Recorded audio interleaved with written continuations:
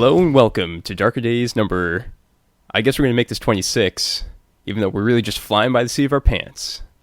We could call it Darker Days XXXXX because it's a lost number. It's a lost episode. Yeah, except it's not really lost. We're just kind of doing it as a filler. Alright, so obviously, I got Chris with me. What's going on, Chris? Apparently, a lunar eclipse, but it's a bit too cloudy outside my window, and there's really high trees, so I haven't been able to see it. And otherwise, yeah, I'm fine. I'm cool. How about you? Not bad at all. I've been getting some gaming in. Played Vampire the Eternal Struggle last night, and in both games, my prey ran the table and took everyone out, which is terrible. I've actually never played Vampire the Eternal Struggle, which is really, really sad. I just never had a chance of playing it, so should be one of those things I should get some decks for and use it on a dead gaming night when certain players don't turn up. Well, it's a little tough because you need... Like, the best games are 4 or 5 players. 5's typically the best. You can play with 3, but it's not that great, and 2-player just doesn't work. Yeah. So it's a little tough to get that sweet spot. I can imagine. It's because it's such it's a social it's a true social collectible card game. It's not like playing, say, Magic the Gathering, which is, I find, very competitive, and it can lose that social element after a while. Whereas I've seen with Vampire: The Eternal Struggle, you've got the whole bartering. There's an element of bartering of blood and the way that cards interact. Well, typically what happens is a lot of the social interaction comes from the voting cards when you have political actions taken. Yeah. And in that case, because everyone at the table usually has a couple votes, so you have to work together and kind of influence people to get the votes on your side for the action to pass. That's cool. I mean, that sounds distinctly similar to the marble system that David Hill was talking about with one of the location ideas in Invite Only, with the whole, you have a voting system to have motions passed or to be able to speak. So yeah, no, I really need to play it. I really do need to play it. What have I been doing gaming wise? Running more Exalted. I finally finished the first episode of that game, and the good thing to come out of it was making use of social combat. So I'm kind of looking forward to using the social combat rules in Vampire, and obviously maybe porting it over to things like Mage, for when characters are involved in large scale discussions. So you're at court in Elysium, or you have a large meeting of the Mage Concilium, or the world's your oyster with that one. So yeah, social combat's quite cool to use. Actually, it works for those kind of scenarios. Good. Yeah. Hey, I played some BattleTech. You played some BattleTech. You played more BattleTech, or Yeah. how's that going? Yeah. Pretty good. My catapult did not get destroyed in the game, but I also didn't blow anyone up. So I guess I didn't do that well. We effectively won the scenario, but our side lost 5 mechs, and the opposing side only lost 1. But we were able to break through the line and approach the power station that we were trying to destroy. I mean, BattleTech's another game which I've not played. I mean, back in the day, I played a ton of Warhammer and a ton of Warhammer 40,000, and wow. I used to work for Games Workshop in one of the small stores over here, so I've played pretty much every game up until the last 5 years. So I think the best war game I've played, that's equivalent to something along the lines of BattleTech though. Have you played War Machine? I have not. It's basically magically powered mechs, um, and in a steampunk kind of weird fantasy setting. That's not a Games Workshop game, but is, in my opinion, far more fun when the rules are designed around that. You can pick up enemy mechs and chuck them around.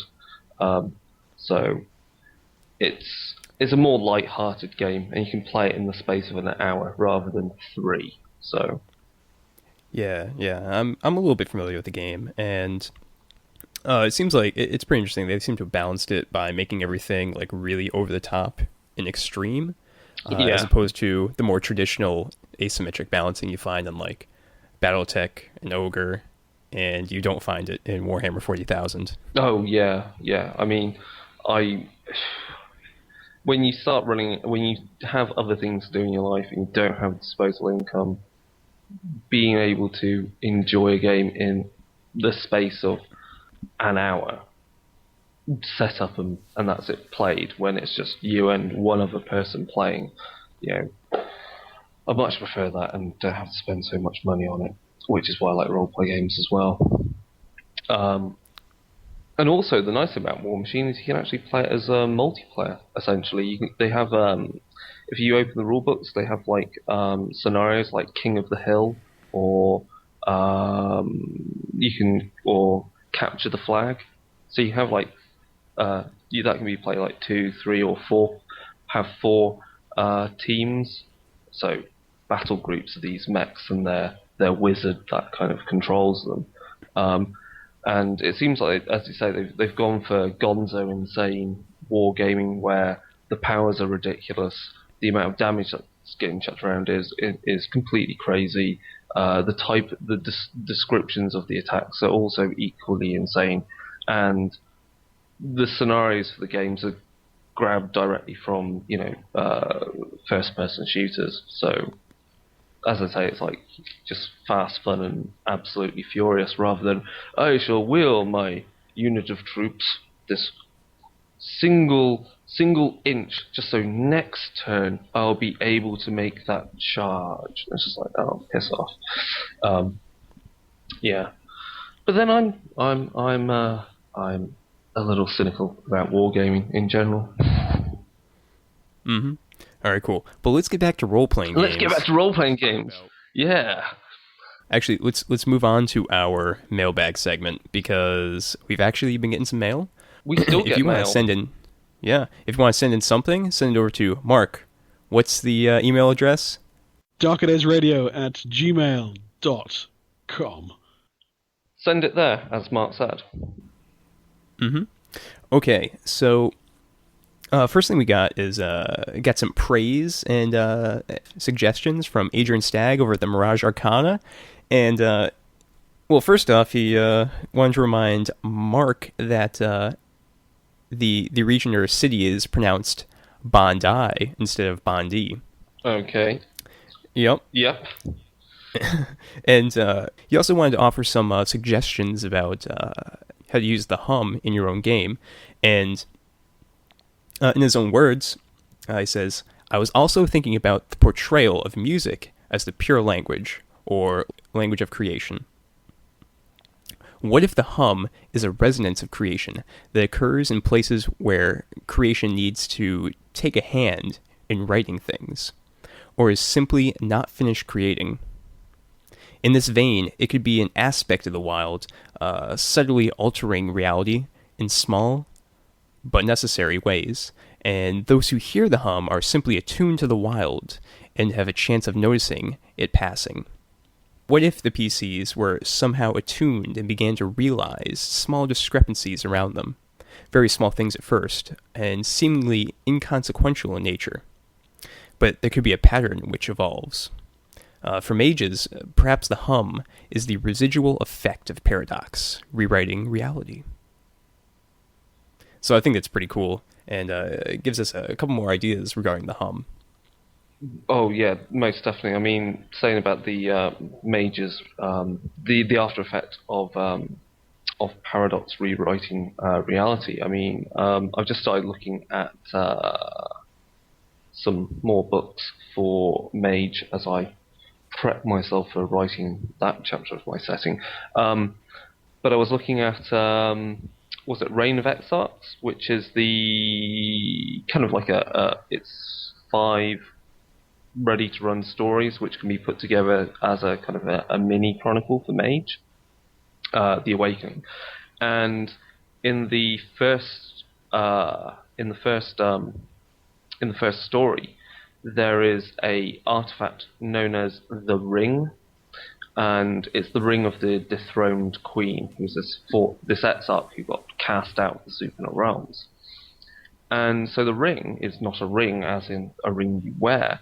It's in fact this ornate clapper, and that when it's activated, so when you ring it and it hums and vibrates, you're able to see more clearly with your mage sight the influence of the exarchs upon the fallen realm, and you can see how the cage of reality is constructed and manipulated. So again, yeah, you could use the hum as like so related to that. Then the hum could be people being aware of the fact that the exarchs themselves are in some way restructuring the cage of reality. Perhaps could be pretty interesting. But yeah, I mean, what we what's been suggested there is Yep. all great as well. Yeah, I Yeah, the mean, other cool thing is that right after our previous episode, the BBC News actually had an article about the hum and summarized it pretty well regarding what was going on, like the research going into it. yes, yeah. I mean, Mark brought it to our attention that that a village in Durham is the most recent place to report the strange vibrating noise known as the hum. And again, if you go to the article on BBC News, they go through all the typical spiel about the crackpot theories behind it and ways of explaining it. Everything we discussed on the previous episode. I think there's an interesting soundbite here. Um, it sounds like an overhead power line with this constant humming buzz, says Kevin Fail, who's a 53-year-old bathroom installer, who has an Mm. excellent name, I feel, Kevin Fail. But yeah, it's yeah.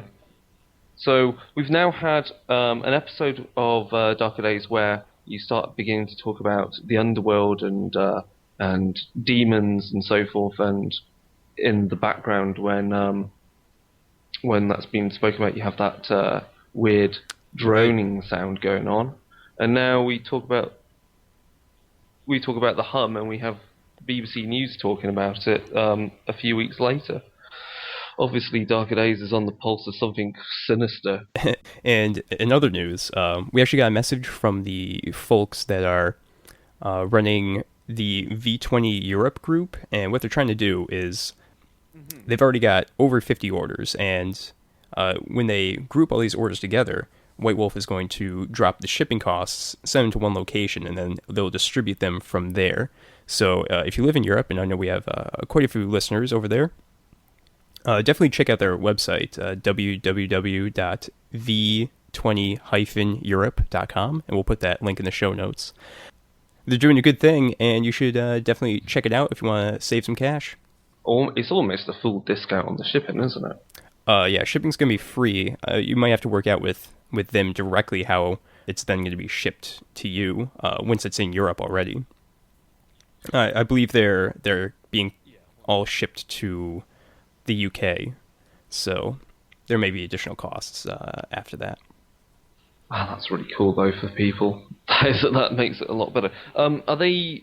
I don't know whether is there any news of them of people setting up the equivalent for other regions? Maybe something for us to look at and alert people to if it does exist. Yeah, I think there's some down in South America, in like Brazil, but yeah, none of them have really contacted us directly like V20 Europe has. So just wanted to give them a shout out real quick. And the other mail that we got was from Grumpy Celt. And he sent us a link to an article that basically both Chris and I disagree with. I don't think we're going to cover it directly on the show, but we really appreciate that he sent that in. and aspects of it I think will be covered in the future. It was basically an article or a blog post by some guy who was complaining about the World of Darkness and how he thought it was like bland, basically. Yeah, I mean, yeah, it was a complaint about New World of Darkness being bland, which is something I've heard in places and I feel strongly about, but right now is not the place to talk about it. I think is better we follow that up in a later episode where I've had plenty of drinks and I can just sit here and spit bile and tell these people they're wrong and they're playing the game wrong and they should just all go to hell. But really, no. When I think it'll be good to return to this and once we've had some more time to run it around in our heads and see why really get to the root of why people think New World of Darkness is bland. I find it surprising, to be honest, but I've actually in certain places where I've talked about it being told that I've actually sold people a New World of Darkness in the way that I've explained it. So I don't know what I'm doing that other people aren't seeing as what you can do with the game. So I think the difference is, I feel at the heart of it, the difference is all about presentation and what you're getting immediately out of the first book or so of the game. But yeah, we can talk about this until the cows come in, but we should do this another time. Indeed. So that's it for the mailbag. Let's hop over onto network news.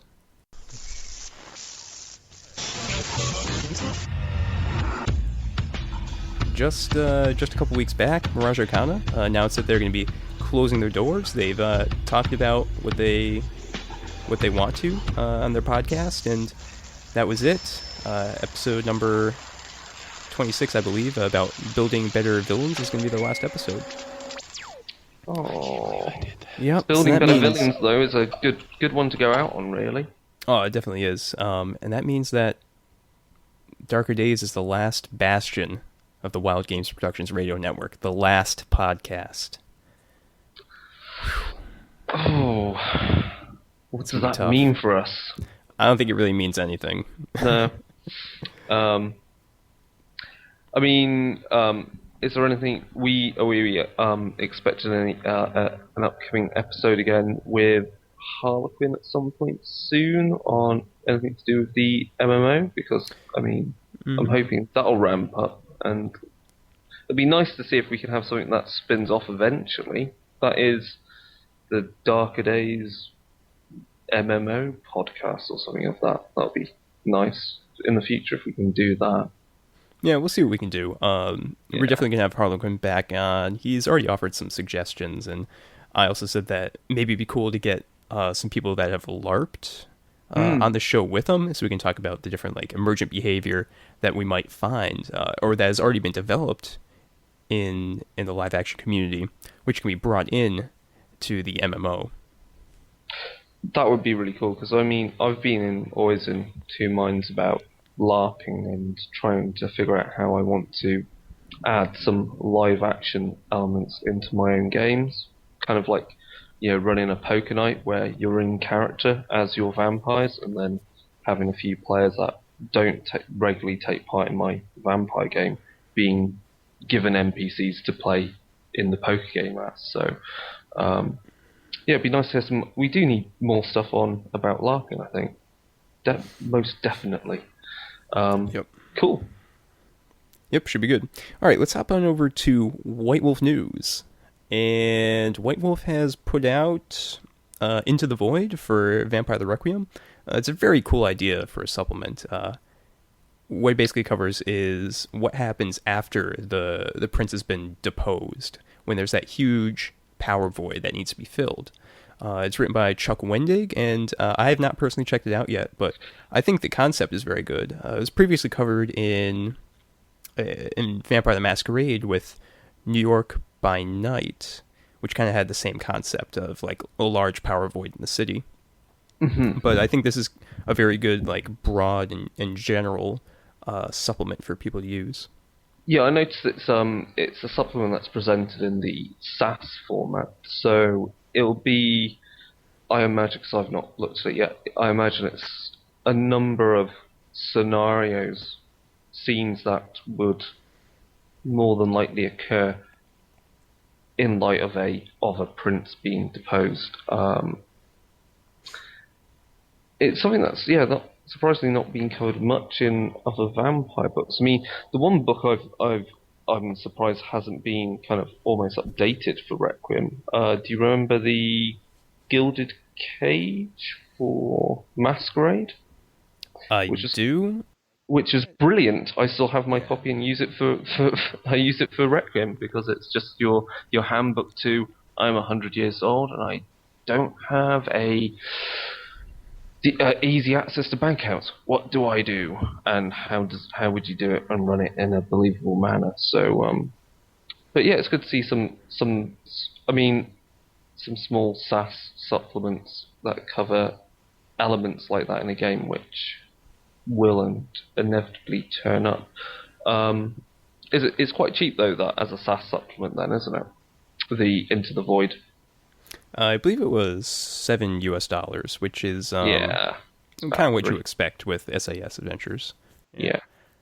In addition, there's been a lot of discussion on the White Wolf blogcast about V20. A lot of these roundtable discussions. In fact, they had Hmm. their first ever live episode on TalkShoe, and yours truly appeared on the show. And Really? I just called in, and All then right. just asked him a question, and then pimped the podcast. So yeah, it's cool. You should check it out. Yeah, the round tables all been quite cool. Especially because they talk about like the art direction in one of the podcasts, and like it's quite amusing listening to episode 66 if people go looking for it. That features Russell Bailey, and he's just talking about the how he has to like get his change his kind of gaming head mindset because he's like, I've been doing so much for Requiem and then suddenly I'm thrust back into Masquerade and realizing that I have variable dice targets and dice pools, and how writing disciplines is the hardest thing ever when you've been doing it for Requiem for so long. So it kind of gives you a bit of insight into that, um, Hmm. into how the game's kind of different. Um, Otherwise, I've kind of, I'm not too sure how busy the V20 Twitter is, or the blog as they're putting things up. I think most recently, haven't they put up the Zamishi clan pages?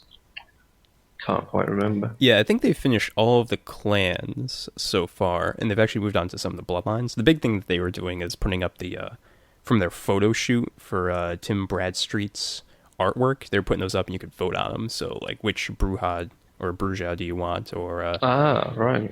do you want this Malkavian or this other look? Stuff like that. That's kind of neat. That is quite neat. Um, what other White Wolf news is there? The only other thing I just wanted to mention is they've been putting out the novels in segments on the White Wolf website, and I guess we're just going to cover those later on in the episode. But Yeah. they exist, and I think Strangeness in the Proportion is done. They've got all the different parts out, and then the Silent Knife has been chugging along. Yeah, I've been reading. I've read some of Silent Knife, but we'll comment on that in a bit. So let's hop on over to the Secret Frequency. It's under the stairs.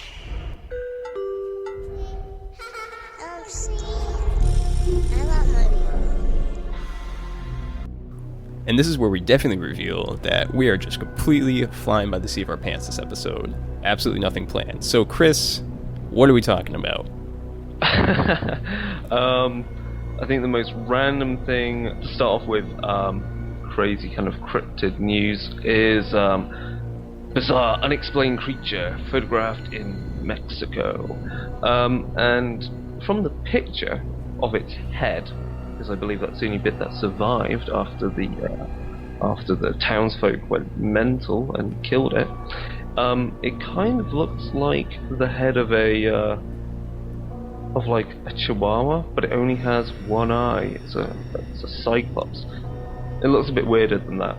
But the full news on it is that apparently this cyclops-like creature, which is about the same size as a dog, was discovered in a town, and it was able to walk on all fours, but then was able to stand on just two legs and move about. Of course, witnesses to the event were gripped by fear by this unknown entity and ended up chopping off its head and unfortunately thrown its carcass to the local dogs. Meaning, again, it's another classic cryptid which, if only they kept the body, scientists would have been able to go, hey, it's a new species, don't kill it.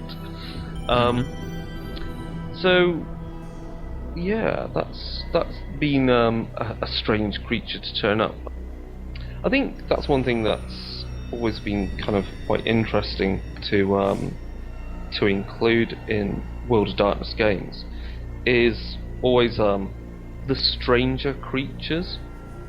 And when I say that is creatures that aren't the typical run-of-the-mill, oh, it's a vampire, thus it's a kindred, or it's a shapeshifter, thus it's one of the Garou, and so forth. It's I always enjoy kind of inserting into games things that are slightly more strange in the fact that it's harder for the player characters to understand what they're dealing with, and also for the players, they may be more surprised because it's not, oh, it's just another kindred, or oh, it's just another mage. It's having that chaos factor in there with something that really has been never seen. What kind of, have you made use of cryptids or more, vampires that aren't normal kindred and so forth in your own games, Mike?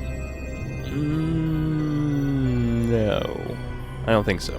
But mentioning the Cyclops, I initially want to say, like, whoa, that's like one of the only things that is not a splat in the old World of Darkness, because they like had everything. They had genies, they had mages, they had Sasquatches, they had everything.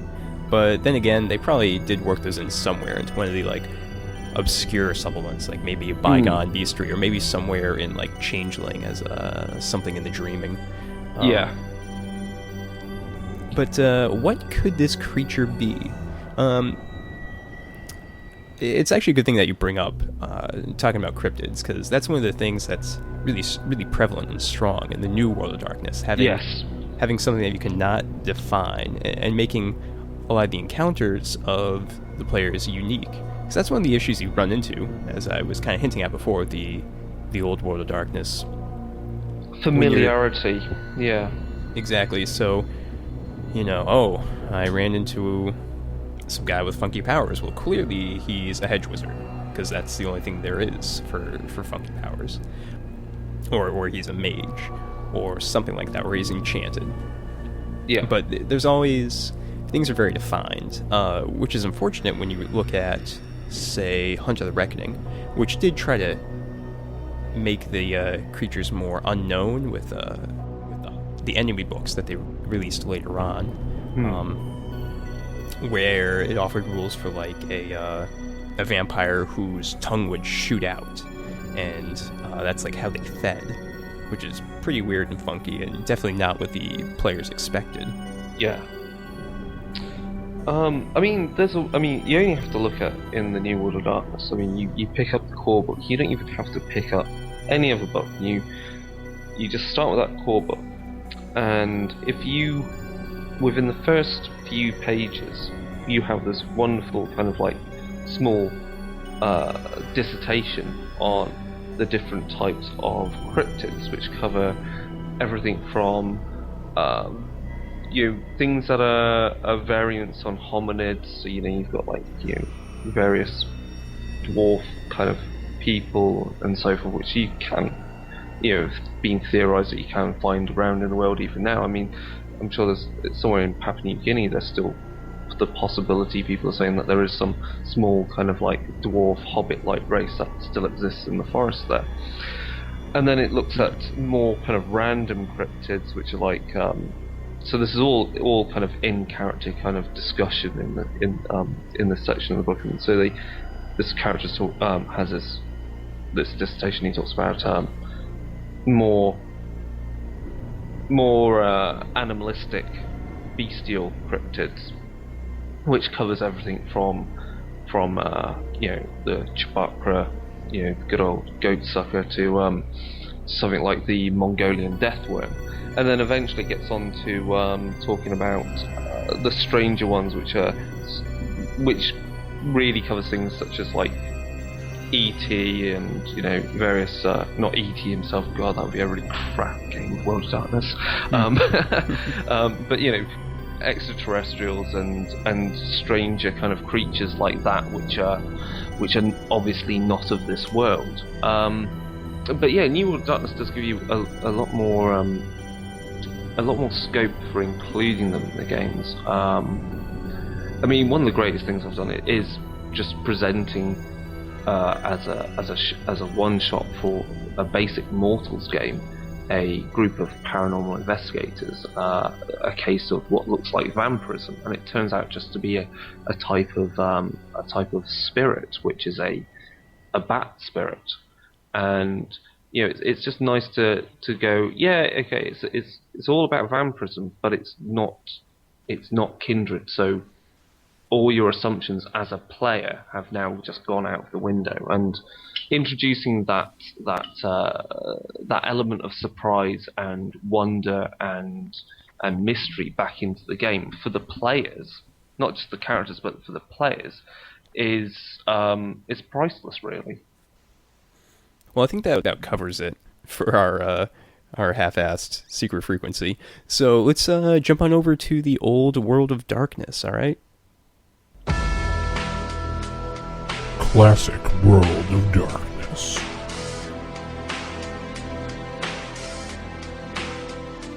Alright, so today, well, originally, I'd been bugging Adrian Stagg and the Mirage Arcana, like, every once in a while about how I should totally be on his show and talk about all forms of gaming fiction, because I've read a lot of it. Okay. Fortunately, that can't happen anymore. So, we're just going to talk about the old World of Darkness fiction in this segment, because there was a lot of it. White Wolf started pumping it out, I think, in 1993 with HarperCollins, and then moved on to producing it themselves. And that continued until about early 2005. They produced a few things for the New World of Darkness as well. So, like I said, they put out quite a bit. Most of it was for Vampire, a lot of it for Werewolf as well, and actually a surprising amount for Wraith the Oblivion. I think there's actually more for Wraith than Mage and for Changeling the Dreaming. Wow. And definitely more than Demon the Fallen as well. I think Hunter of the Reckoning had it beat just barely. So, just to get started, I guess we're... the format of this is just going to be talking about random things that we find interesting or whatever. Yeah. Like, the first big go-to thing you're going to see with regard to Vampire the Masquerade is the Clan novel series.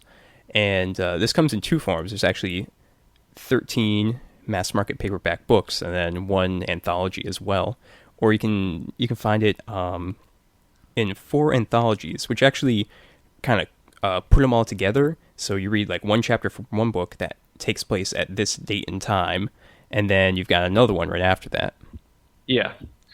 And I think the first one of that, the Fall of Atlanta, is actually available for free through DriveThruRPG. So, with regard to this series, I know a lot of people have read it. I think a bunch of people like it. Personally, I found it was fairly mediocre in most respects. There's a few gems in there, particularly the Ravnos one and Setite. Those were written very well, both by the same author, and they kind of intertwine, both involved in finding the Eye of Hazamel, which is one of the overarching plots of the series. Other ones weren't that great. Like the clan novel Malkavian is partially from the point of view of Anatole, and it's just some. I think it was written by Stuart Wick, and he's trying to write from the point of view of a crazy person, which is hard to understand and pretty funky. It's definitely an interesting thing to check out because if you are really interested into the meta plot of Vampire the Masquerade, it's got a lot of the ideas for the big Sabbat invasion that was going on in 1999 to 2000. And it's got a lot of the signature characters in it, from Thea Bell to Beckett, and all the different people that you might see in like the clan books and all of that. So, I mean, I think I've read the Assamite book in that series. I really can't remember the full plot details of that, but it involves is it Fatima? Is that right? Yes, in the Yeah. Assamite one it does. I think that has to do with, geez, if I remember correctly, when like Shulgi wakes up and starts causing chaos in the ranks of the Assamites, Mm. if I remember correctly. And clan novel Nosferatu is more about the taking back of New York. So the Camarilla sets up their own forces to take that city back from the Sabbat. It's an interesting series because it kind of shows the discrepancy between second edition and revised. There's some ideas, and some of the writers are doing it in the more writing in the more in your face kind of like second edition outlook, and other writers are doing more the revised, more subtle outlook that you can run Vampire with. So yeah, I don't know. It's definitely it's part of the history, and it can be something cool to check out. But I would not say it's the best thing that White Wolf put out by any means. I mean, it's quite important, as you say, though, if for players that want to really get into the meta plot of the old World of Darkness, and in particular Vampire, um, which is always good just to have more, essentially reference material for events that they can possibly weave into their own chronicles, if they wish to do so. Right, right. Leading off from that, actually, I feel the best Vampire the Masquerade novel is by far. It's actually not one of the Vampire the Masquerade novels. It's Predator and Prey Vampire, which is the first book in the Hunt of the Reckoning novel series. And it's written by Carl Bowen, and it's really good because it doesn't try to show a really like over the top plot where there's maybe like city sieges going on, like Sabbat versus Camarilla, and these really like upper echelon, like tier 3 ideals, if you want to use the New World of Darkness term. It's just about a Toreador vampire in the fictional city of Iron Rapids, trying to find his child who has gone missing after an incursion to Detroit. So it really does a good job of presenting Vampire the Masquerade, the social aspects and all of that, without getting bogged down and trying to make this really extreme plot. And I really enjoyed it for that. And actually, that Hunt of the Reckoning series is pretty good. Carl Bowen wrote the vampire novel and also the mage novel, which I thought was... And the mage one I've read, and I have to agree, it's, again, as you say, it's like the whole taking the New World of Darkness term about the tiers. Yeah, with the mage one, it just sets the tier at more, tier 2, maybe even tier 1 for mage, where you're looking at this mage dealing with the technocracy. I can't remember all the full plot elements, but it involves eventually a crossover between this mage and a hunter, and the hunter realizing that the mage is not really the bad guy in all this, and realizing how monumentally wrong the technocracy are, and how their methods are, lack complete morality in what they're doing. So it was nice just to see that kind of crossover between the hunter and the mage, with wanting to like in some ways protect humanity in this very small battle that's going on. And when I say small, it's just because it takes place again in a single location, and the mage isn't flinging around fireballs. There's a very cool bit where I think he's able to either it's not himself able to teleport. I believe he's able to teleport someone out of a interrogation room, and in doing so, that person in the interrogation room, the only sign that they've been there is a slowly falling apart simulacrum of themselves, composed of dried leaves. And I thought that was really cool, just as a kind of like the flavour of that. It gave you an idea that a mage also has kind of a flavour to their magic. So, yeah, I guess Predator and Prey would be, something decent to go and to get the entire series off. I mean, even looking at it now on Amazon, it's you can pick it up used. You can pick up Predator and Prey Mage used for 1 cent. Seriously, Nice. So nice. you can go and grab these quite easily. So yeah, Yeah, definitely. There's also a werewolf novel in that, which is written by Gerbad Fleming, and he's written a whole lot of the old World of Darkness fiction. And that one was pretty interesting because I was not too familiar with werewolf at the time. I just picked it up so I could continue the series. And I kind of liked it because they didn't try to cram everything into this one city. It actually, that part of the story takes place outside in the countryside, where there's some stuff to do with Pentex going on, and the hunters themselves had just ended up out there trying to escape the law and lay low for a bit. So that one was pretty good as well. So as you can see, it's kind of this, it's sort of a crossover story in that it melds all these different supernaturals together. But I think it's really successful in that because it only does them really one at a time. yeah. In the final novel, there's some interplay between kindred, technocracy, and the imbued, if I remember correctly, which is a little funky, but I'm just looking at it here now. It's called what's it? Predator and Prey. What is that? Is it? Executioner. Yeah. It's almost looking at that series, because we'll get onto it when we get to the New World of Darkness. But it's kind of the way you're talking about some of the other books that you've read in the series.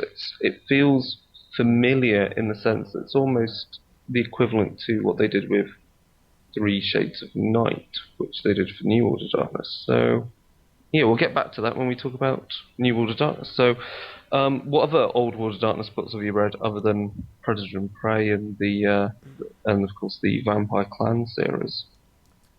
Let's take a step back to the past and talk about the Dark Ages line. I haven't read too much of this. I read the first novel in the Grail Covenant series, which is written by David Nail Wilson, if I remember correctly. And it was kind of interesting. It was definitely a different look at what was going on, at what was occurring during the Dark Ages setting. It's about a Lasombra vampire who is trying to find the Holy Grail, basically. And he goes to Jerusalem and basically tracks it down. But there's these strange guardians there, and he's ends up actually making the Knights Templar, which is pretty funky. It's like very overt and direct, which I didn't exactly agree with, but that's another example of how things were pretty in your face with like the old second edition, like mid-90s World of Darkness. Yeah. So yeah, it's pretty cool. I felt that the prose were a little lacking with that one because it seemed like every scene was just like 2 or 3 characters on an empty stage. He didn't do a very good job of setting the scene, which makes it get a little boring.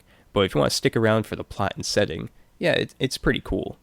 And actually, the Grail Covenants ties into another novel trilogy, Trilogy of the Blood Curse, written by Gerbad Fleming again. And all of that was started by a a short story which was actually in the Dark Tyrants anthology for Vampire the Dark Ages, which I know, Chris, you have read yourself. Yeah, the short story collection for Vampire the Dark Ages is excellent. I mean, it's been a while since I've read it, but it does have some wonderful stories that stand out. There's one in particular which looks at a vampire that's in torpor on the island of Santorini, which is in the Aegean, which is well known for being volcanically active and being the island which I think it's the island where the volcano exploded, which is meant to have taken out the Minoans. So it's a historically important location. And there's, I think, the friend that was running Vampire the Dark Ages for us pulled quite a few of the stories from there and used them as background for some of the episodes we ran for our own Chronicle. So I would definitely suggest that book, purely because once you've read it, you will understand how to role play a character in the Dark Ages and what elements are in play in the setting, and really understand what you can and can't do with your vampire, because you have to kind of recondition your mind that, oh, I can get away with those type of things. But yeah, really good book. I'm just trying to find some more details on what short stories there are in that, but there's one that involves a gangrel up in, I think, either in Scotland or Scandinavia, with a small village and protecting a bloodline. And I'm trying to think if there was another one to do with some sort of black, kind of a black monastery or something crazy like that. There's some definite monk action in there with some vampires anyway. Mm-hmm. Yeah. The other thing that they produced for Dark Ages Vampires, they made an entire clan novel series for that, and I only have a couple of them, and I just started reading the first one. I got like 10 pages in. It seems okay. It's, again, written by Gerbad Fleming. The guy produced a whole lot for the Old World of Darkness. And it's interesting. It starts off with the sacking of Constantinople, so it's really action-packed just from the beginning. I definitely know some people have enjoyed that in the past. So I've got hopes that it's slightly better than the Masquerade Modern Knights or Final Knights clan novel series. I'll have to check that out in the future. Vampire the Masquerade also had these couple of clan trilogies. I've been working my way through the La Sombra clan novel trilogy, and it's pretty good. It's written by Bruce Bow. I thought the first book was great. The second book was great. Third one is dragging along. It's a lot of they're like struggling to find the bad guys, but it's like, come on, you've already like revealed where they are. Basically, let's just speed things up and get this over with.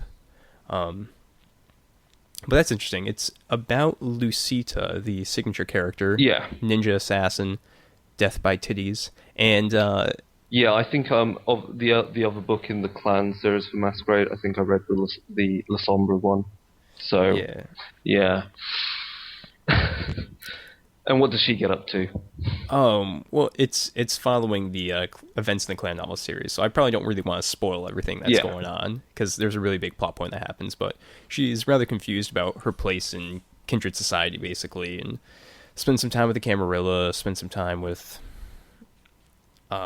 Independence, Sabat, pretty much just all over the place, and then gets involved in a pretty epic tier 3 plot regarding the Abyss, since that's where the power of the La Sombra and their obtenebration comes from. So it's pretty good so far. I haven't finished it. Wow, tons of stuff from Masquerade. There's also a Bruja or Bruja, however you want to pronounce it, series or trilogy. There's a Tremere one, which, from what I've heard, has very interesting prose. It's written in a very poetic fashion.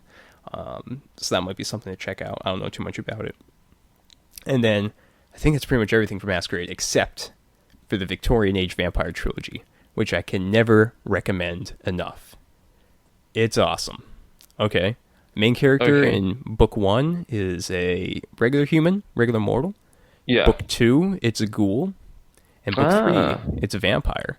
So it gives you an idea about every aspect of Vampire the Masquerade during that time period.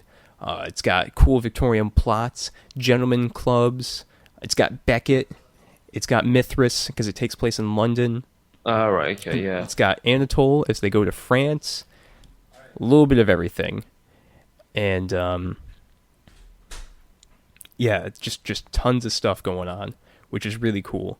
The only thing is that the ending is kind of annoying. It's like your PCs watch a cutscene. Like the main characters get to the end, and then they just watch some other people do some stuff, and it's like, hooray, we win. But yes, that's a little lame. I feel really bad for not reading enough of the Old World of Darkness novels, really. Well, you have to remember that of the Vampire the Masquerade stuff, I've recommended like 9 out of like 30 novels, so yeah. So I guess a third of them are good. And that's pretty much it for Vampire the Masquerade. I can't tell you anything about Werewolf Fiction. Maybe someone else can. Maybe I'll tap Adrian Stagg of the Mirage Arcana, or formerly of the Mirage Arcana, because he knows a lot about werewolf. I know he's into gaming fiction a bit. Hopefully he can give us some ideas for what's good and what's not. Yeah, it'd be nice if he can do kind of a rapid fire, so that kind of thing. Maybe, or just shoot us an email. Yeah. Moving on, there's Mage. They didn't do too much for Mage. There was I cannot think of anything for Mage. What do they do for that? They did, well, Predator and Prey Mage, we already mentioned before. Of course, it's pretty good. They did the Ascension Warrior Trilogy or something. That was back in like 2nd edition that they did that.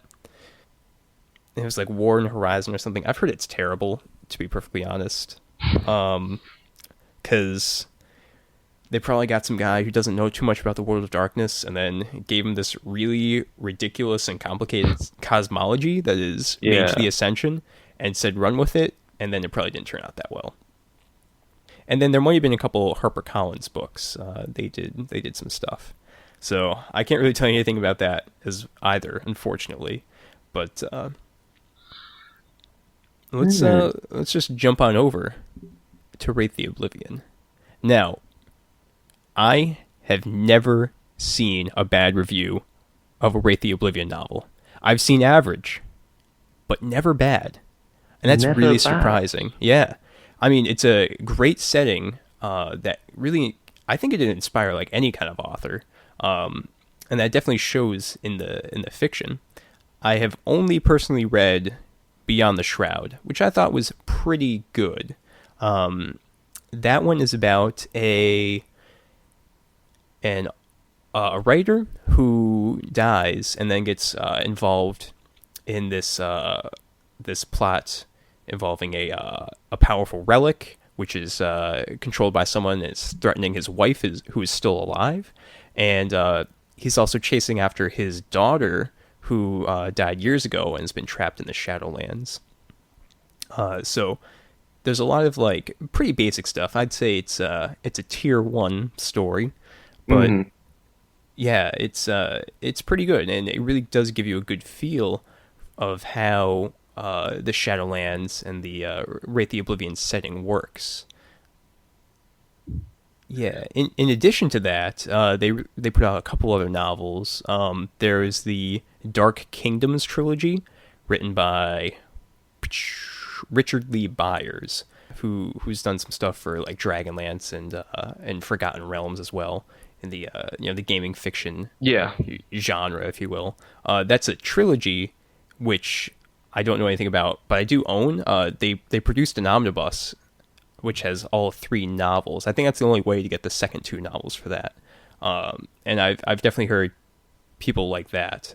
So hopefully I can dig into that later. I believe it involves an Arcanum investigator who then gets dies or somehow gets trapped in the Shadowlands and works from there. So that could be pretty cool. There was also like 2 HarperCollins novels, if I remember correctly. I want to say Caravan of Shadows and Sins of the Father, written by Sam Chupp, who we recently had on the show. Yeah. And I've heard good things about both of those. Richard Lee Byers, I believe, wrote Caravan of Shadows as well. So he was definitely already experienced with Wraith before he moved on to the Dark Kingdom trilogy. So, Chris, I don't know if you've had any experience with the Wraith fiction, but there you go. They released quite a bit. I mean, it sounds awesome and something I would definitely want to pick up because I think of all the old World of Darkness games, Wraith is something I would more than like is the one game I would definitely want to return to the most, purely because of the complete just originality of the setting. Even after playing a whole load of New World of Darkness stuff and then picking up Wraith to read and then picking up Wraith the Great War. And I think one of the hardest things when playing Wraith is really understanding what the underworld and what the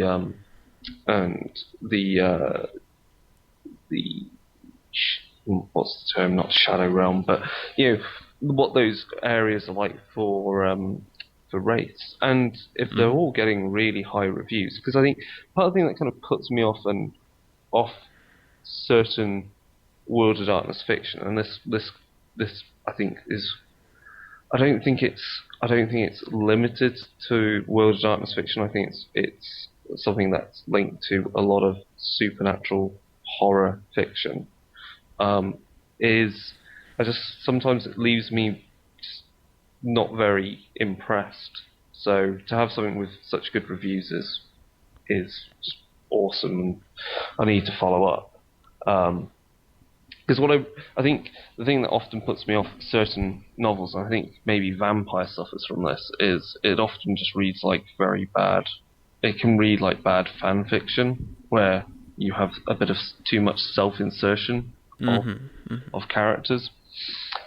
Old World of Darkness wise, the only other book I have read for Old World of Darkness was the Demon the Fallen anthology, Lucifer's Shadow. I think that anthology you're mentioning is actually really hard to find, from what I've heard. It's on drive through. You can pick it up for like $2, it seems. So that's yay.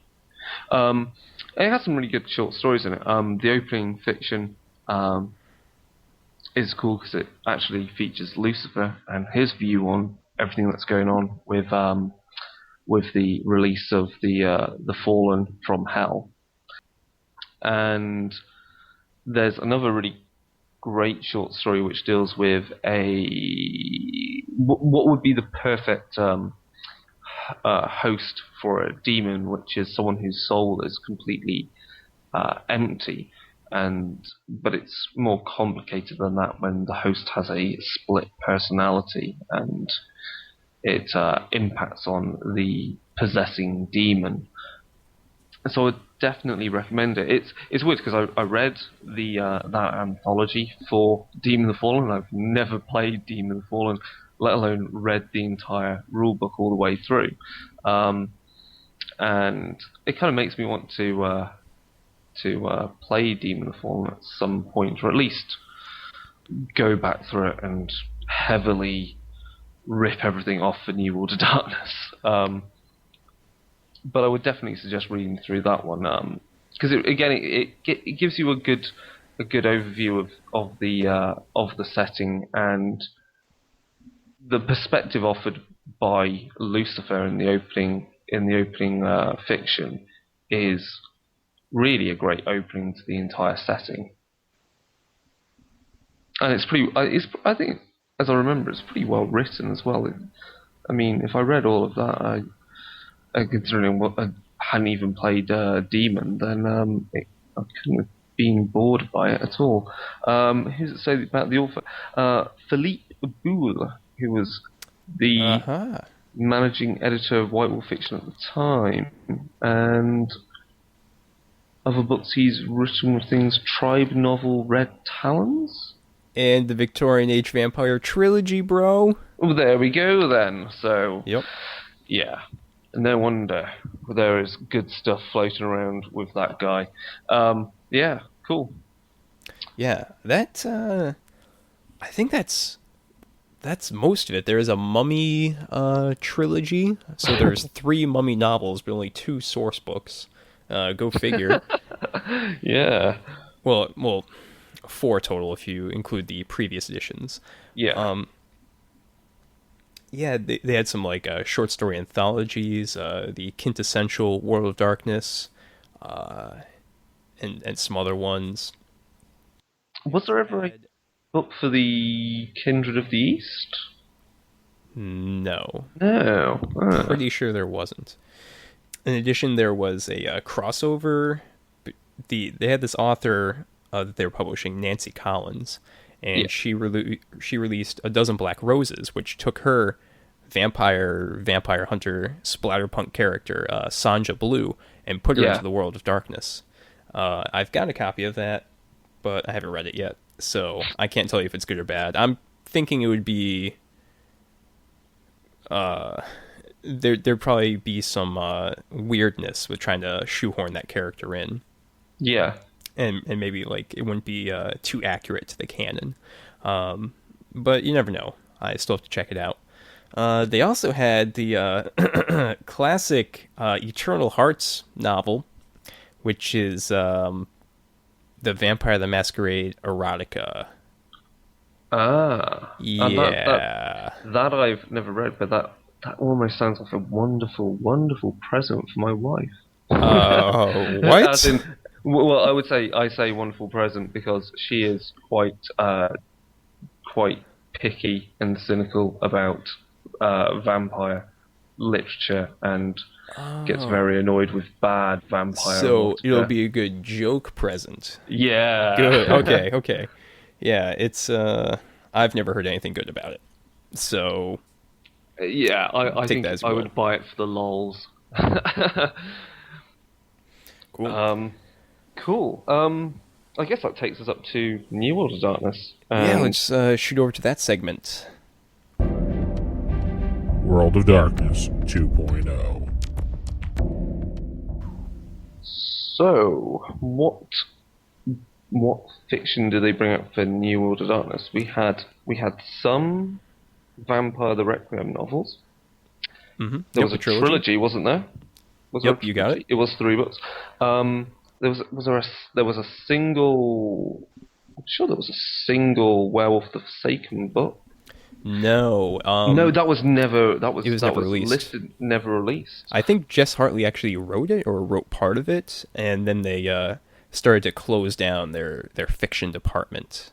And so that really leaves the only other thing that was released was their crossover kind of collection, which was 3 Shades of Night, which Yeah. looked at the big 3 at the time, obviously, with that included a story for vampire, and then a story for werewolves, and then a story for mages. So I think I've read a little bit of the first Requiem novel. Okay, well, I actually read all of it. Okay, cool. Zing. So that was written, it's called A Hunger Like Fire. And It's Yeah. written by Greg Stolze, and it's really good. Just as it's a good introduction to the world of Vampire the Requiem in that setting, and really does highlight a lot of the differences. There's a little bit of funkiness, because as you know, they wrote Vampire the Requiem, the core book, really fast. Like, the development time was really rushed, and Yeah. that's kind of why it's sort of similar to Vampire the Masquerade. And Requiem has some of those similarities as well. Like, all of the Nosferatu are all hideous looking, which is something that they said is not exactly true in the core book, but they were unable to edit that out of the this novel right here. Mm. But it's really good at highlighting how like each night is really a struggle for the kindred. Feeding is not easy. Uh, the one of the main characters, Persephone, has an entire calendar where she checks off like, all right, I fed from this guy this night, so I'll check back with him in like a month and feed from him again. And just like having to be organized and meticulous like that, and That's also highlights. really cool because the thing I immediately remember of the book is just how well written it is. But I only read the first few chapters, so I really need to return to that because that's really cool to hear about a character being so meticulous about their feeding. Mm-hmm. Wow. And it also shows just like how dangerous the World of Darkness can be. The same character Persephone is still talks to her family, and has them fooled so far that she's like started a new job and is working really late. That's why she only calls at night, late at night at that.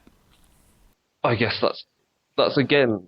I was going to say that's also brilliant to see written down because that kind of like that's almost to me a kind of a message of not all vampires have to be these complete loners that have just discarded their entire history, which is so easy for players to go, oh, their families in another city and all this stuff. To actually, having that is wonderful plot. So that's really neat.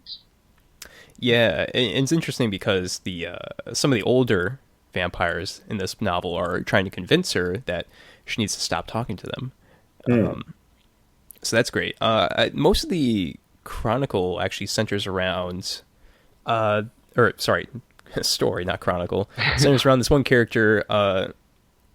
His name is Bruce, but his nickname soon becomes Bruise because he's a Nosferatu and is not very pretty to look at.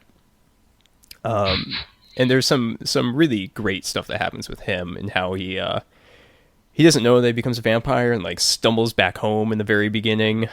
His wife tries to beat him up, and a lot of hilarity ensues along with very horrible stuff. And that's something I noticed about this compared to like the New World of Darkness novels. There's some really gritty stuff. There's like involvement with there's a scene with a kitty rapist and that sort of thing.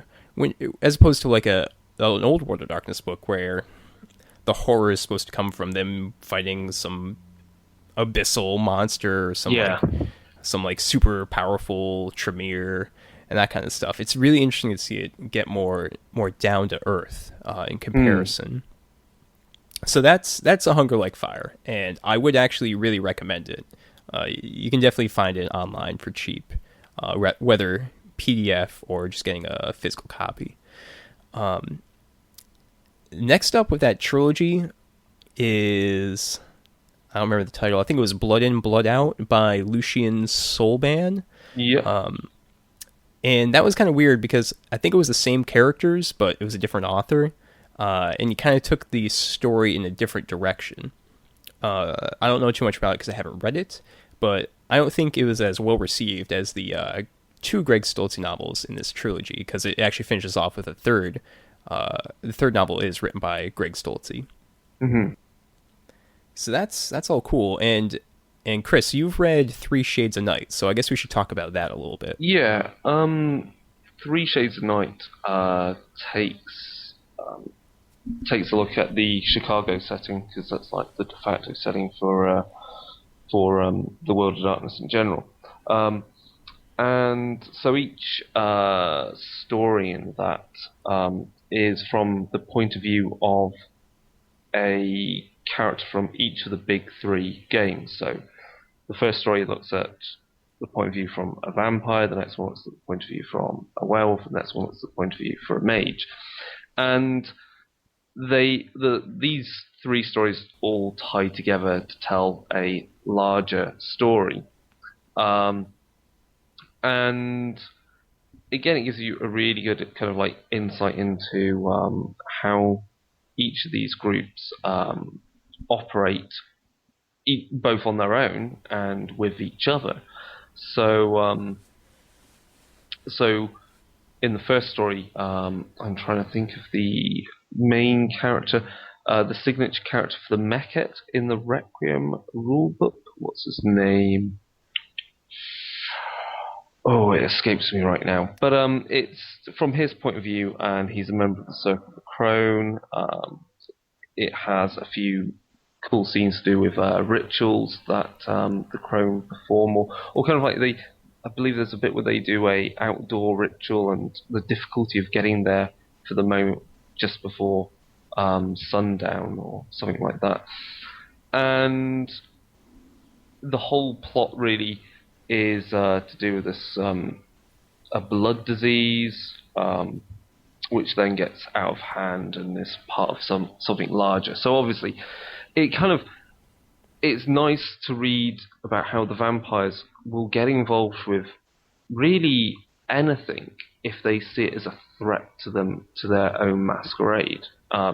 So in the case of a blood disease, they have to get involved to find out if it's something being spread by a member of the kindred within the city. The werewolf story looks at a character that I believe, if I remember rightly, comes from a pack based in Colorado, and he is sent, I believe, by visions or something, to go to Chicago, and he has to essentially muscle his way into a pack that's already there, and so it gets into the whole issues of how packs work. And in that story, you get a wonderful crossover moment where this pack of werewolves and a few mages and this lone Circle of the Crone vampire finally meet. And the wonderful thing about that scene is to do with how really the interaction between these groups, because they're not immediate enemies, they distrust each other, and there's the whole vampire's beast versus the ever-present beast of a werewolf. But it's nice to see the balance between these different groups and why they can cross over so easily, and it's quite inspirational for games that you as a role-play group could then run as a big crossover game. And then eventually the plot is finished in the mage part, and again it gives you a bit of insight into how mage cabals work in the Concilium. So it's really a good just overview of the entire New World of Darkness without getting too bogged down in each of the respective games. Like, so the first story, as I say, about vampires really keeps it trimmed down to this character as a member of the Circle of the Crone. Really, that's all you get to see. You hear reference to other things, but you're not bashed over the head by it. Looking at the authors list we have for this, authors are Janet Troutvetter and Sarah Rourke and Miranda Sarrow. So I believe that's in respective order for each of the stories in there. And again, as you said, like with the vampire stories, it's not absolutely gonzo batshit insane stuff they're up against. It begins as a rather mundane, I say mundane, but it begins as a rather mundane issue for the vampires, which through the investigations slowly escalates, and you see that escalation of the plot through the other stories. So, and there's another wonderful scene where you have the main werewolf character teamed up with a mage, and they're investigating a corpse, and it's interesting seeing how each of the characters uses their own respective skills and has a kind of a silent respect for what they're capable of doing. So I can't recommend that enough. It's great, it's cheap, and it's not a difficult read, and it's not a bad read, and it doesn't read like bad fan fiction. So I highly recommend that. Cool, cool. Yeah, the thing I want to bring up about the new World of Darkness fiction, and you've most people probably already heard this regarding White Wolf and what they were planning to do with it. These novels, like the Requiem trilogy, the Forsaken novel that didn't come out, they were supposed to actually be kind of the meta plot in the story of the New World of Darkness. So if you just want to follow along with the story, you just had to pick up the novels, and then it wouldn't like infect the RPG source books in the way that they had with a lot of the later books for the old World of Darkness. So you'd still have that story, which you could actually follow in your game if you really wanted to, but the meta plot wouldn't affect all the source books. And it's really unfortunate that they kind of shut down uh, their fiction department, which seemed to be because like the physical like print novels in like bookstores were in pretty funky situation, and they still are. We're seeing a lot more movement towards digital product right now, which I would expect White Wolf will put out some ebooks in the future, e-novels. And they already have. They've been putting all this stuff, all the old World of Darkness books in PDF and a couple in like EPUB format for people to pick up. So that's pretty cool. So it's really unfortunate. But as of, I believe, October 2010, they've started putting out fiction again because they had this this fiction contest, and they in fact had two winners way back in 2005. And they finally started putting it out for free on their website. The first one is Strangeness in the Proportion, which I read the first two chapters of. It's really strangely written. Strangely written. Yeah, like I was not a bit able of a overview of kind of what you think the plot is about from the first two chapters you've read. 'Cause, yeah, I can't didn't spoil really it know what was too going much. on. The prose were pretty. It was like all over the place. I think I read in one of the comments like the author saying it was an autistic vampire. I think it's yeah, it's pretty weird and funky, but some people seem to enjoy it, so good for them. And of course, Chris, you've been reading The Silent Knife, correct? Yeah, I've read. I think I've read about maybe the first four chapters of it. I mean, it's nice to be able to read some vampire fiction again. It's okay. It has a few interesting scenes in it. It seems to be, from what you've said about the other one, significantly easier to read. However, I would say it has a few elements in it that are a little bit too cliched, kind of underworld Blade-esque, which which kind of left me feeling a bit kind of used, because I'm just like, I just felt, why was I don't want to see that. I thought, to me, that's not what Requiem really is about. So I was a bit disappointed in that way, but I'm going to keep reading it, and hopefully the later chapters redeem it by introducing some other interesting plot elements. And again, I guess it's kind of cool because it shows how things you can do with Requiem. So it doesn't go out of its way trying to present all the covenants and overload you with information. I don't think even in the book it even mentions the word Lancare in the fiction so far I've read. It doesn't even mention the term Lancare Sanctum, though they're quite obviously vampires of the Lancare Sanctum.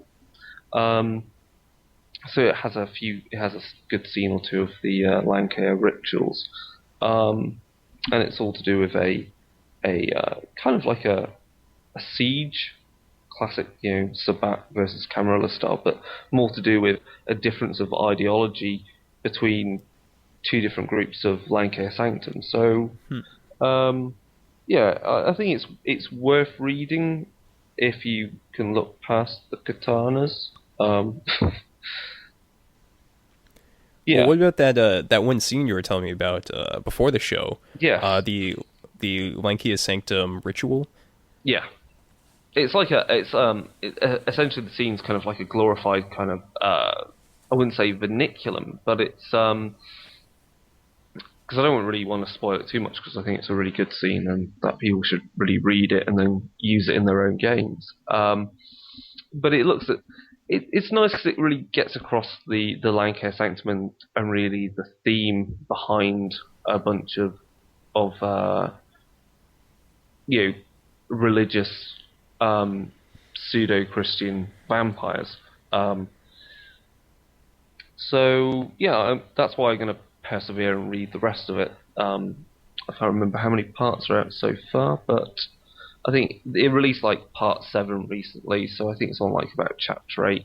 And no, it's okay. As I say, there's a few bits I'm not too happy with, but could be worse. Could be worse. It All right, could be a cool. lot worse. Actually, I guess that could bring us to an interesting point. Is just you know, because I mean we've been talking about all these old World of Darkness and New World of Darkness books for um because they're good to read as fiction and good to read for inspiration for games. Are there any particular other fiction you would kind of suggest for any World of Darkness role playing? Um, Off the top of your hat, just because they're generally good. Because I get when I walk into a bookstore now, there's an entire section where horror kind of used to be. That's now being shrunk, and all you get is now paranormal romance. And myself and my wife just stand there looking at this and thinking, I do want to read something about vampires. I do. And you just look at it and go, where the hell do I start with this pile of madness?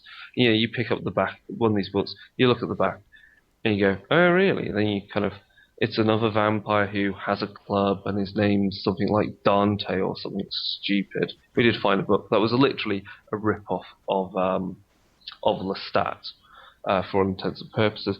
And, you flick it open and pretty much within 2 or 3 pages you'll find more badly written, erotica, essentially. Um, so yeah, what stuff's out there that's worth reading? Would you say that you've picked up recently, or just read in general? Well, I can tell you what Mark would say. Yeah, Anything written by Clive Barker. yeah. Um, I was going to say exactly the same thing. well, picked up recently. I picked up a copy of Interview with the Vampire, but I haven't actually read it. Actually, I think my girlfriend stole it from me. So she's been reading it, and that's pretty good. I mean, it definitely has some of the basic concepts and ideas that were brought in for Vampire the Masquerade. Read it fully because my wife has the entire Anne Rice vampire collection of novels, which I need to work through. And but yeah, Interview with the Vampire is excellent. It's to put it this way, it was a book I was able to easily put down, and then when I picked up again, I knew exactly where I was within it because it's that well written. Um, like the scenes are put together so well, and there's just like some really nice bits in it which they left out of the movie, but are great to have in there as inspiration because there's whole sections when Louis and is traveling with Claudia, which is kind of glossed over in the film, but there's a few scenes in the book which are there to do with their travels, looking for other vampires. Mm-hmm. Other vampire stuff I've read.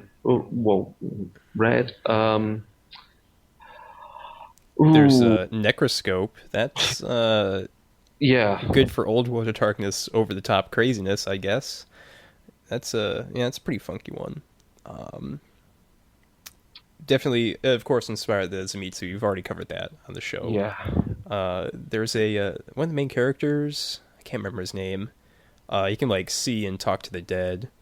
So it give you some ideas for government agencies and psychics, Mhm. that kind of stuff. One book series that I wouldn't recommend reading it all. I read like the first two in the series. It's rather throwaway fiction, and it got turned into a really crappy TV series called Blood Ties. Are you aware of it? I unfortunately watched the show.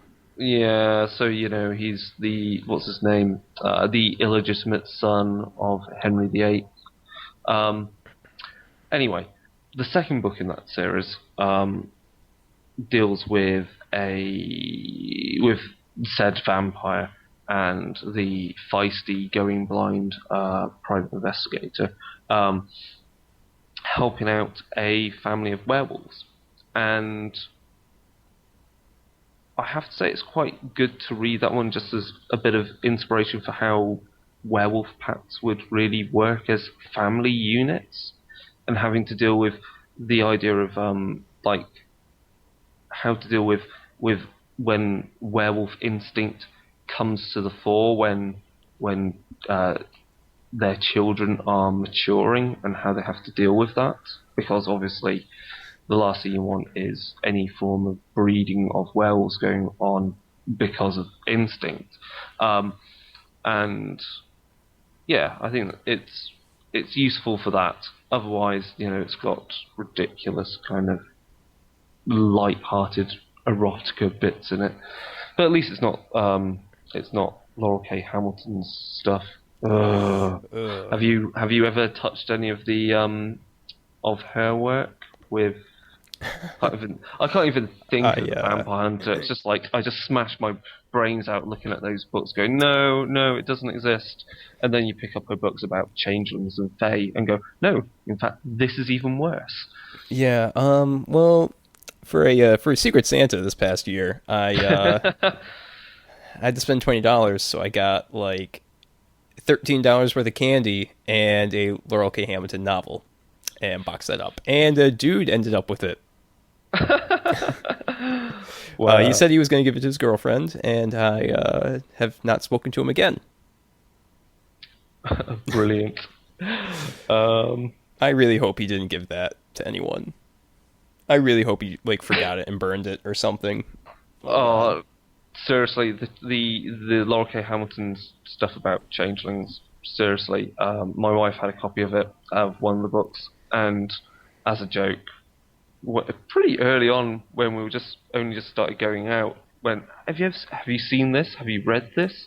And I was like, no. Why, have you read it? She goes, bits, and then you just flick it open, and you go, oh my god, gratuitous sex scene between changelings and fae-like creatures, and the reason is so contrived. I can't stand it. The other things I can't stand is I just can't bring myself to read at all. Like looking at the backs of is things like True Blood. It annoys me. I think my issue is that a lot of vampire fiction out there right now, and I say vampire fiction, pretty much any supernatural fiction out there right now just reads like bad fan fiction of people that played World of Darkness stuff 10 years ago. They finally got a contract for some books and they just put them out there. I think the latest in vogue thing is angels and demons rather than vampires. So, and yet they're basically the same cookie cutter characters, I'm sure. Yeah, exactly. It's the same issues, the same hang-ups. It's nothing really out there. I mean, you only have to look at some of the terms used in these books, like I think it's in True Blood that as they slowly introduce all the other supernatural creatures, they bring in werewolves and then they bring in changelings and something else. I think they refer to them as the night kind, or they have a council, and it's when you start reading those elements to it, you're just like, oh my god, they base TV series on this.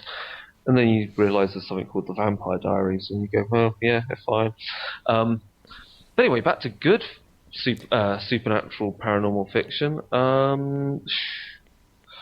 I think it basically just comes down to What works for if you you, really? well, what works for you, but look for like the older, more Yeah, like classic stuff that's stuck around, because that's usually going to be a good idea. Most of the current stuff, no one's going to remember in a couple years anyway. yeah. I would say that's why I think that's why picking up, having read Interview with the Vampire, is why that's so different. Is because many of these more recent novel series, they really like, as you say, they're so cookie cutter. They're just screaming, turn me into another genre TV series, and so they don't really have any substance in their own right because they're just trying to be a vessel of to market some new intellectual property which is half baked and obviously uninspirational. So yeah, older. If you're going to read, I think read something old. Definitely. All right, Chris. I think we're done. Yeah, We've talked for like 90 ranted. minutes at this point. Rambled quite a bit. Forgot to mention Changeling the Dreaming Fiction, Oh wow, yeah. which is from what I've heard is all terrible. So don't bother. Don't worry about it. And cool. That's it. yeah. I'm glad we got this episode through when Mark wasn't here, because I think he really detests World of Darkness fiction. And Yeah, I was going to say I will endeavour to have my wife do some reviews of anything and see if she can write anything for my own gaming blog and on how fiction can be used with regard to role playing. Because I think there could be some merit in doing some book reviews like that after this episode. So definitely very cool. yeah, and I'm sure Mark will have loads of book reviews to write about a certain author. um, Cool. All right, so I think that's it for this episode. Of course, Dark Days Radio can be found on darkerdays.tk. That's our main feed and website. You can subscribe to us on iTunes. Just type in into your iTunes search bar Darker Days Radio or Darker Days Podcast. Either one will work. Shoot us an email over at darkerdaysradio@gmail.com. We're on Twitter. yeah, We're on Twitter. Facebook. We're everywhere. And I think that's it. All right, Chris, thank you very much. And, Cheers, Mike. we'll see everyone next time. Yep. Ciao.